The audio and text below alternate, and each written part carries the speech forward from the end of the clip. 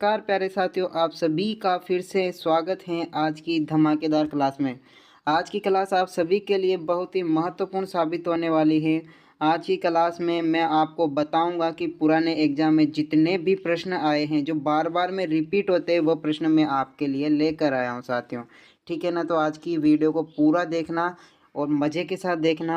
आपको याद होने चाहिए ये प्रश्न अगर आप पशु परिचर का एग्ज़ाम देने जा रहे हो। 2 दिन बचे हैं पशु परिचर एग्ज़ाम के। तो चलिए बिना किसी देरी के वीडियो को स्टार्ट करते हैं। किस जिले में बालाथल सभ्यता स्थित है? अच्छा प्रश्न है। कौन से जिले में बालाथल सभ्यता स्थित है साथियों?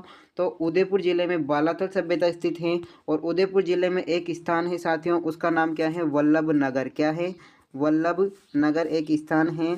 उस वहाँ पर जो है बालाथल सभ्यता स्थित है। और ये सभ्यता हैं वो ताम्र पाषाण युगीन सभ्यता है। कौन सी सभ्यता है? ताम्र पाषाण युगीन सभ्यता है। चलिए अगले प्रश्न की बात कर लेते हैं। अगला प्रश्न है हमारा, निम्न में से किस स्थल को ताम्रवती नगरी के नाम से जाना जाता है? अच्छा प्रश्न है साथियों, बार बार एग्जाम में रिपीट होता है। निम्न में से किस स्थल को ताम्रवती नगरी के नाम से जाना जाता है? आपके सामने ऑप्शन है बेराट, आहड़, कालीबंगा और बागोर। ठीक है ना साथियों, कौन सा इसका आंसर सही है? जल्दी से बताओ मुझे। बिल्कुल साथियों, आहड़ इसका क्या हो जाएगा? करेक्ट आंसर हो जाएगा। आहड़ जो सभ्यता है उसको ताम्रवती नगरी के नाम से जाना जाता है। चलिए अगले प्रश्न की बात कर लें। अगला प्रश्न है साथियों हमारा, शरणवाही नगर किस नगर का ऐतिहासिक नाम है? अच्छा प्रश्न है, शरणवाही नगर किस नगर का ऐतिहासिक नाम है? तो किस नगर का ऐतिहासिक नाम है साथियों? सिरोही का ऐतिहासिक नाम है। याद रहेगा, स से शरणवाही और स से क्या हो जाएगा? सिरोही। बिल्कुल अच्छा प्रश्न है। ठीक है ना। चलिए अगले प्रश्न की बात कर लें। साथियों अगर आप साथियों अगर आप जो हैं पशु परिचर एग्जाम देने जा रहे हो तो ये प्रश्न आपको 100% याद होने चाहिए। बार बार रिपीट होते हैं।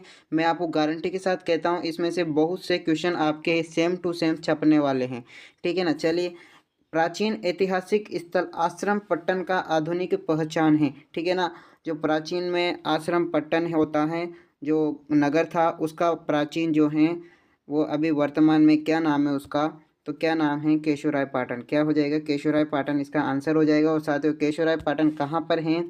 तो केशवराय पाटन आपका हो जाएगा बूंदी में। कहाँ पर हैं? बूंदी में केशवराय पाटन है। ये भी आपको ध्यान में रखना है। चलिए अगले प्रश्न की बात कर ले।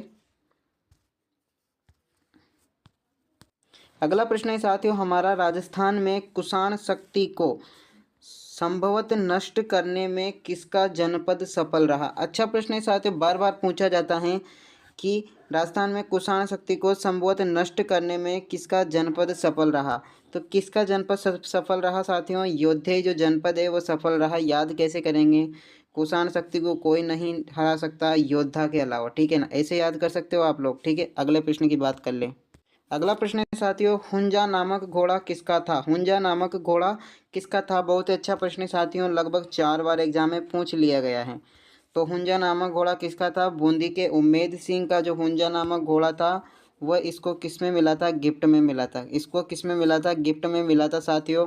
और जो राजस्थान में जो मराठे थे, राजस्थान में मराठों का प्रवेश कहाँ से हुआ था साथियों? बूंदी से हुआ था। कहाँ से हुआ था? बूंदी से हुआ था। यह आपको ध्यान में रखना है कि राजस्थान में सर्वप्रथम मराठों का प्रवेश बूंदी से हुआ था। चलिए अगले प्रश्न की बात कर लें।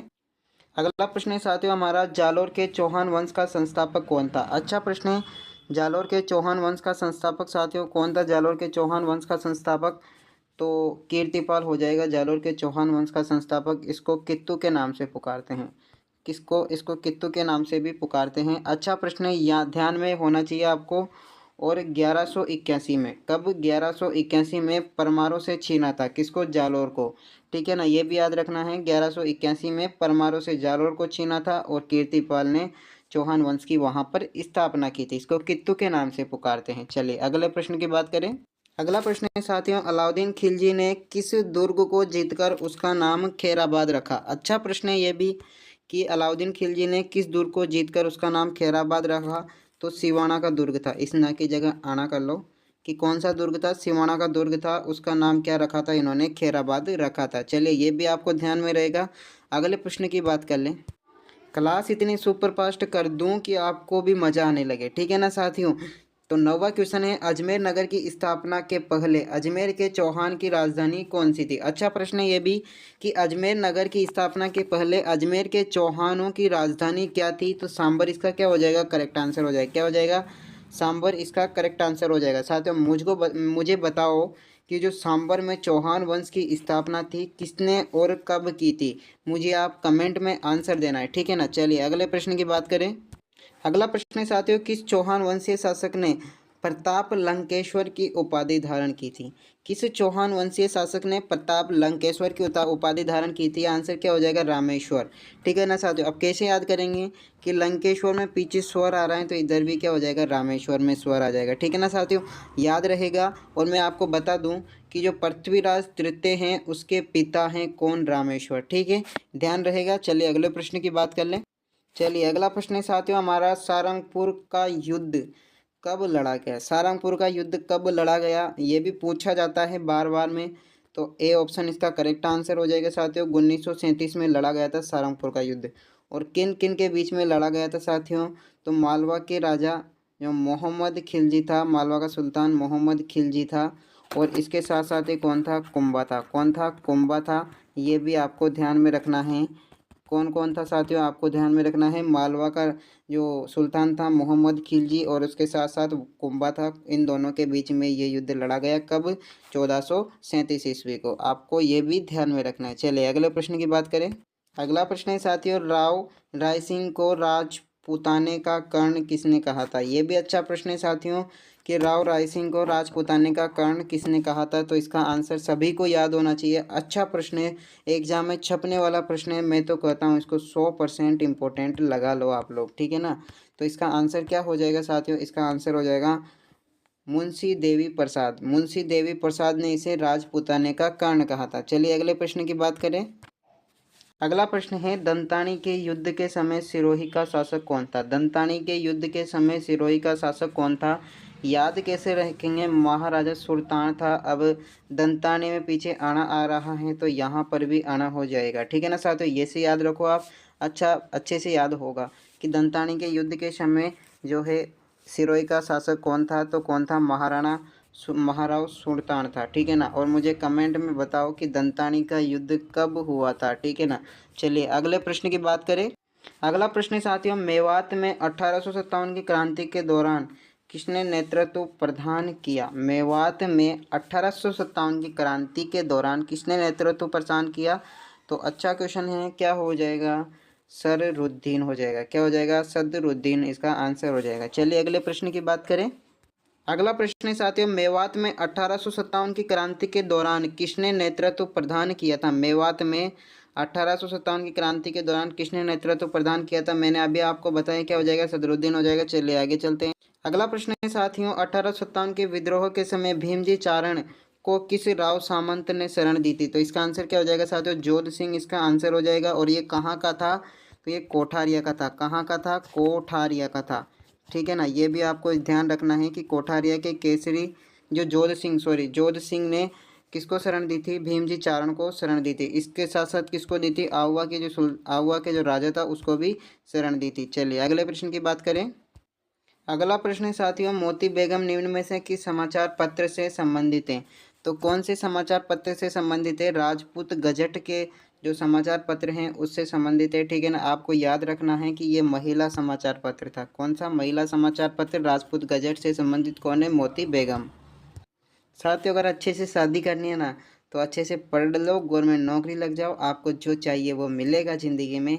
तो इसी के आगे मैं बात करता हूँ अगले प्रश्नों की। राजस्थान हरिजन सेवक संघ की स्थापना कब हुई। राजस्थान हरिजन सेवक संघ की स्थापना अजमेर 1934 में हुई थी। ठीक है ना साथियों। और इसका हेड कौन था, इसका हेड कौन था, हराविलास शारदा। हराविलास शारदा इसका जो है हेड था। ये आपको ध्यान में रखना है। ठीक है ना साथियों। हरिजन सेवक संघ जो उसकी स्थापना है 1934 में अजमेर में हुई थी। चलिए अगले प्रश्न की बात करें। साथियों देखो कितनी जल्दी हमने 17 क्वेश्चन पूर्ण कर लिए। 18वां क्वेश्चन है, मेवाड़ उदयपुर में देश हितैषिणी सभा की स्थापना कब हुई। ये भी बहुत जो एग्जाम में छपने वाले इस प्रकार के क्वेश्चन होते हैं साथियों। एक बार सही से पहचाना। इसी प्रकार के क्वेश्चन बार बार रिपीट होते हैं। इसका आंसर क्या हो जाएगा, डी इसका आंसर हो जाएगा साथियों। 2 जुलाई 1877 इसका क्या हो जाएगा, आंसर हो जाएगा साथियों। और ये क्या जो हितैषणी सभा क्या थी, इसमें 32 क्या थे, सामंत थे। क्या थे, 32 सामंत थे। और जो राजा जो 2 तीन तीन पत्नियां लाता था, उसकी जगह एक ही पत्नी लाएगा, उस पर रोक लगाई गई थी। ठीक है साथियों, उस पर जो विरोध उठाया गया था। तो ठीक है ना साथियों, ये आपको ध्यान में रखना है कि मेवात उदयपुर में हितैषणी सभा थी। 2 जुलाई 1877 को ये सभा आयोजित हुई थी, इसकी स्थापना हुई थी। इसमें 33 सामंत थे और विवाहाचार्य में कमी था। ठीक है ना साथियों, जो विवाह खर्च था उसमें कमी का प्रावधान था इसमें। चलिए अगले प्रश्न की बात करें। अगला प्रश्न है साथियों, राजस्थान केसरी समाचार पत्र का प्रकाशन किसने प्रारंभ किया। ये अच्छा क्वेश्चन है साथियों, आप सभी को याद होना चाहिए कि विजय सिंह पथिक ने राजस्थान केसरी समाचार पत्र का प्रकाशन किया था। ठीक है ना साथियों, और कहाँ से किया था, वर्धा से किया था। कहाँ से किया था, वर्धा से किया था। और वर्धा से राजस्थान सेवा संघ की स्थापना भी की थी। राजस्थान सेवा संघ की स्थापना वर्धा से की। विजय सिंह पथिक ने यहाँ से समाचार पत्र जो प्रकाशित किया।